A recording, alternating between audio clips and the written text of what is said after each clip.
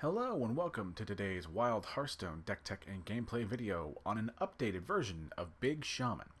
Big Shaman wants to use either Ancestor's Call or Eureka, and I guess in a weird way you could sort of include Farsight, as ways to cheat big and scary things onto the board quicker than you would normally be able to, and from that sort of tempo or turns gained, you transfer that into damage with the big scary thing, and hopefully manage to squeeze out a win.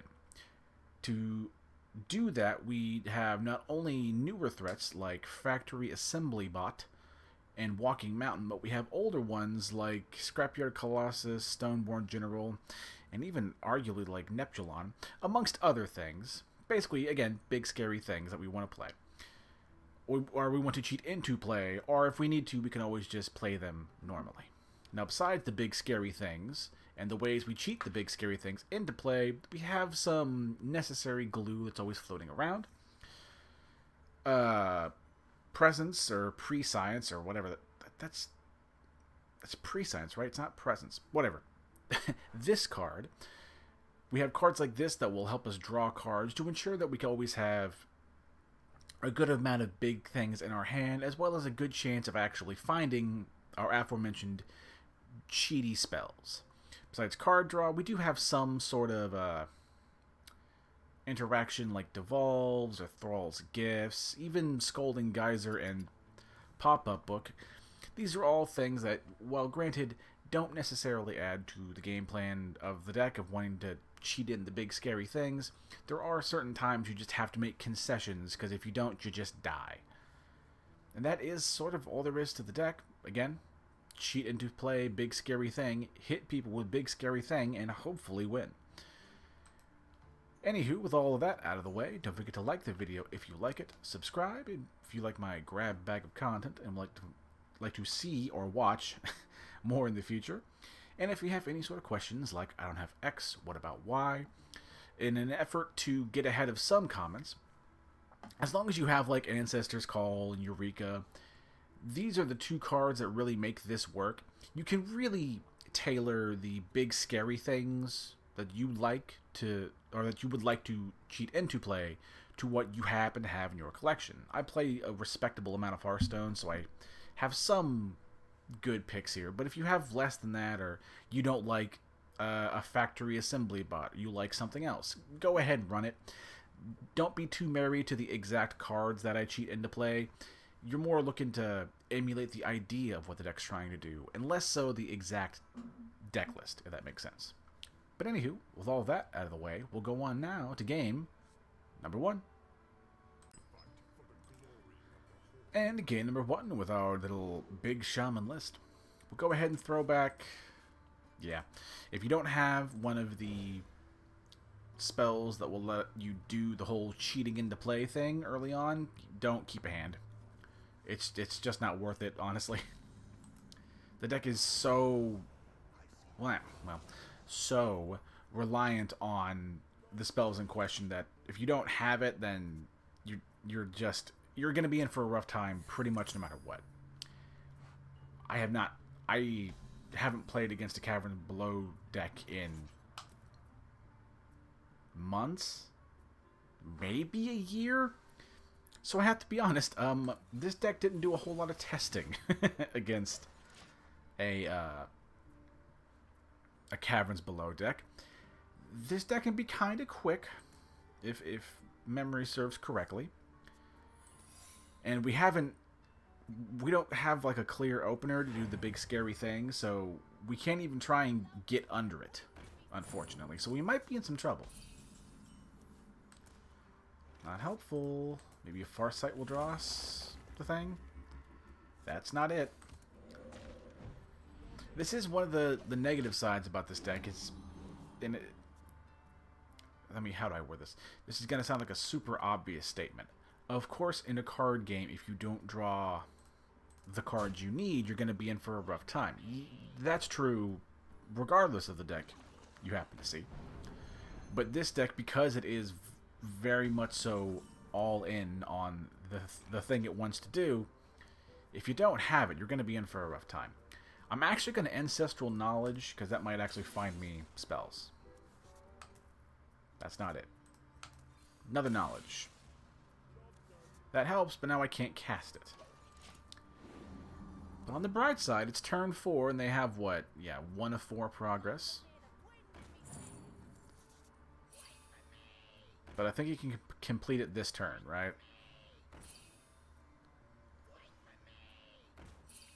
Okay. So I think we just die. Because I don't have access to... That super stinks.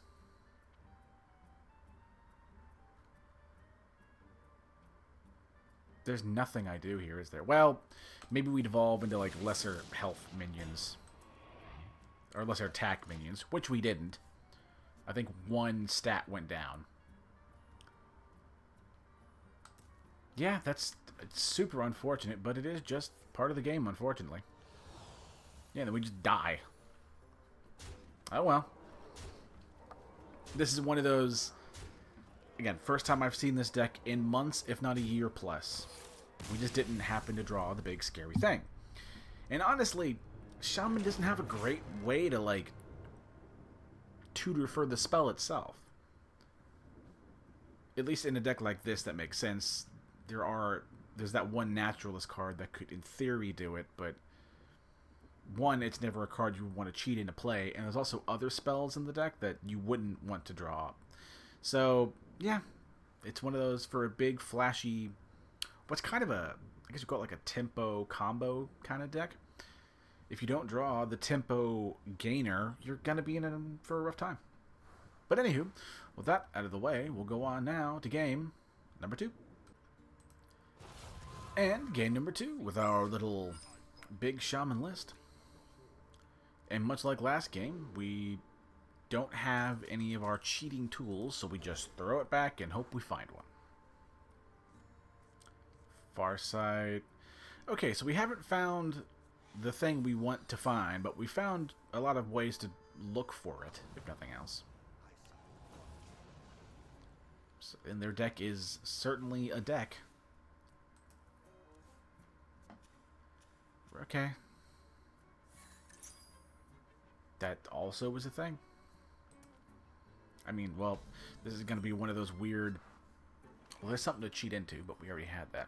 This is going to be one of those weird videos where, shockingly, I haven't tested again. I haven't had the chance to test against our various opponents' deck. I guess we'll just go geyser-faced and look for... Ah, crap. Look for the card for either the Ancestral Call or the Eureka. Of course, we don't find either. So we're pretty miserable. Not gonna lie.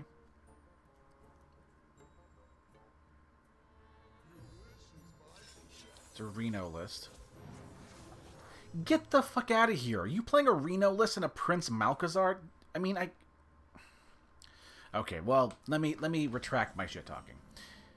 99 times out of 100, this isn't gonna interfere with one another, so let me pull back my shit talking statement. I guess we'll do a Bracing Cold. Then we can coin, do a Farsight. That's something. Okay, okay. You could argue that I could have just coined out the... What's the word? I could have just coined out the Farsight and achieved the same thing, and that's fair. But one thing I've found in testing, and this is the reason why I didn't do that, is that if you don't draw the thing you need to draw, the hand can become very, like, stuffed up with cards you can never really play. So those were all kind of like this. Oh, this fucking is brutal. That was more of an effort to just get cards out of our hand, since we're... Unless we get really lucky and draw it next turn, which is possible, granted. But it's one of those... Okay. How do I... Oh yeah, it's one of those... If we don't draw it, we're going to be in for a bad time, so we're just trying to burn through cards as much as we can. Until we get lucky. Would love to not hit the Ragnaros so I can play it next turn. Walking Mountain is another one of those, like, new cards that just help this deck out a whole lot. It's a big, scary creature that, if you do not answer it, can very quickly run away with the game, spreading out 16 damage over a turn, as well as helping to stabilize against more aggressive decks. Granted, not, as you saw from last game, not Caverns Below aggressive, but like, normal aggressive decks. If our opponent doesn't respond, or can't respond, but it's unlikely, do we trade into their board or just send 16 to the face? ETC. Always a fan of ETC. As a person who used to play WoW and also is a member of the Horde for the rest of his life. Okay. Question remains the same. I think the play... Why? I mean, okay, I guess. I think the play remains the same. We'll use one shot to clear the board, play Ragnaros, send the remainder of the Walking Mountain at our face. Maybe let me rephrase this. No matter how the coin flip goes, we're either pushing damage or clearing their board. I'd be very surprised, although they are Reno. They're at 6 mana. They don't have the coin. I mean, that is the thing. Yeah, I was about to say it. And especially Hunter doesn't have the greatest suite of answers, basically. I guess Power of the Horde, because I think Corcoran Elite's in here. Not exactly what we were looking for. But we'll take another, in this case, 12 damage to the face. And, I mean, if nothing else, the Farseer will actually just, it is more damage.